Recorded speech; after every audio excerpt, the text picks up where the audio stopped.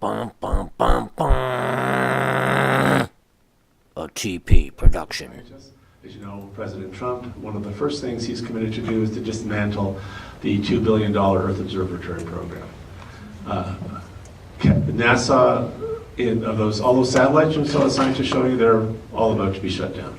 That's why California's talking about launching its own satellites.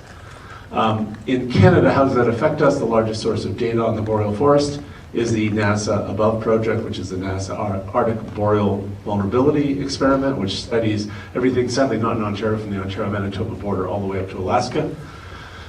The $2 billion program they're going to cancel is the $2 billion program, which is called the NASA Earth Observatory. NASA has two programs, one $2 billion roughly program for the entire universe, and the other $2 billion for us. Apparently, the US government has decided the one planet we don't need to watch is ours, the one we live on. I guess from an Ontario perspective, I'd like you to understand the level of risk for us immediately about what keeps me up at night. And if you go on that satellite that you saw earlier, or the astronaut, and you looked at Ontario, what would be the two biggest things you would notice about Ontario physically if you saw it from outer space? Two large geographic formations that are immediately obvious to us. The Great Lakes and the even bigger one, the boreal forests. The boreal forest is 54% of Canada's surface area. It absorbs so much carbon dioxide. It absorbs 26 times all of the carbon dioxide and greenhouse gases emitted by human beings on this entire planet every year.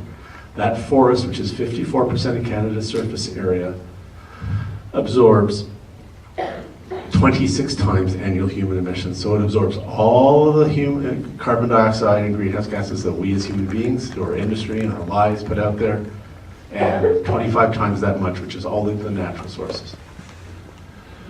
We are now, after Paris, which, as I think President Obama said, the hopeful thing is we had the relationships, the treaties, and finally the relationships and the commitments to get us going in the right direction. But that agreement, if everyone met their commitment, we're still at 3.7 degrees Celsius. So I mean, when we talk about the double down or the group for higher ambition, which we're a part of in Ontario, that's trying to get us actually under 2. We've passed 1.5. We hit 400 parts per million about 3 months ago. That locks us into 1.5.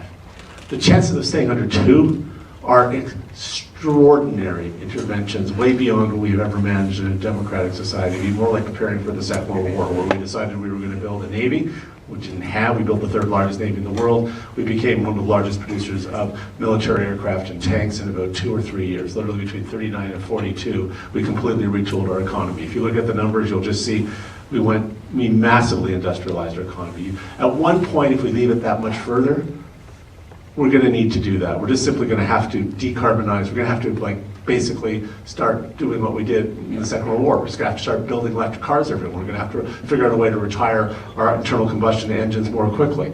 Right now, what we're doing in Ontario is a much more gentler approach. We're subsidizing the heck out of vehicles. So all of that 4 cents a liter you're paying on gas now that you may or may not have noticed, because it changes by that more than in a 24-hour cycle most often, except this 4 cents that you're paying now is actually going to come back to you, unlike the last 4 cent increase that you probably didn't even notice and don't know where it went.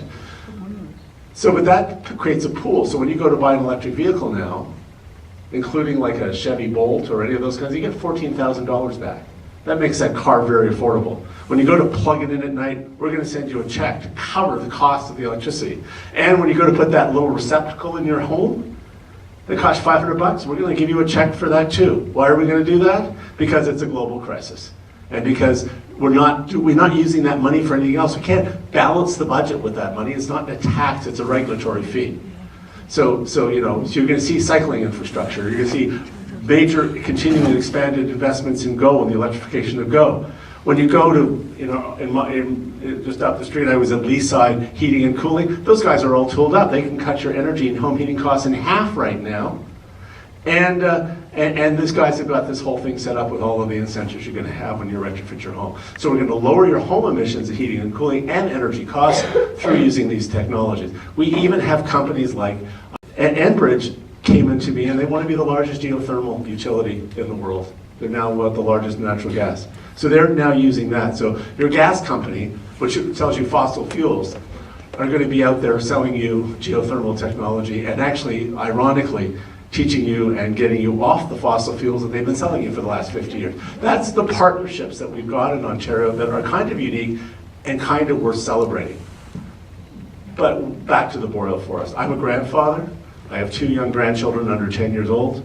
Right now, we're on tracking on a planet that isn't livable for them. When they're my age, that drought belt that you saw. So I just want to talk a little bit about the problem in a little bit more pointed, cute way. We are going to warm up in Ontario over the next few decades by 4 degrees Celsius in the summer and 8 degrees Celsius in the winter. That boreal forest has a problem. Because what do you think happens to the 2 most common species of trees in that forest, white and black spruce, at that level of warmth? They die. And we don't have an answer for that. British Columbia, which has the most biodense forests in Canada, their largest forests now are no longer carbon sinks that absorb carbon, they're now carbon sources. Because it got so warm and the droughts started killing off the trees. And then the beetle infestations came in, the lodgepole pine now is 80% dead. We can't afford to do that. And that forest, if you ever look at it, is simply something that no amount of efforts to reduce greenhouse gas emissions on our side, on the human side of the equation, even if we got all the way to all of our targets and exceeded them, we can't compensate for the collapse of the ocean's ability or the Great Lakes' ability to absorb carbon dioxide, or the acidification of that, because when carbon dioxide gets into water, it increases the acidity level, which is why we have lost half of our reefs in the last 50 years. We have lost since the 70s. We've lost half of our fish in the ocean. The jet stream has already slowed down 20%. Now, these are not things that you notice every day. They're not things that you get up in the morning like you notice the weather from day to day, these large trends. And if we let it go another couple of decades, we don't get to carbon neutral, I don't see a way out. Now, the easy part of this is it's easy to fight. Drive an electric vehicle, walk more. I don't own a car. I cycle to GO stations, and I can get anywhere in the GTA between my bicycle and a car. Now, will be 60 years old in a couple of months, so I'm a chubby little guy, so I'm not exactly your fitness model, and I scare people when I put spandex on. But we can all find ways to do this. Like, there's just simply, we've never faced an existential crisis. And by the time we start feeling the impacts that even the most recalcitrant people and the deniers will do, then it's too late. Do you know what I mean? California is in a 40-year drought. That's over 60% of our vegetables. Syria, and I will close with this, which is in the news all the time, right? Do you remember what he said? A 900-year drought event. Started in 2006, ended in 2011. And that's probably the best example of what we're going to experience. Because by 2011, 1.6 million farmers in Syria and their families lost their farm because the droughts eliminated the ability to raise crop.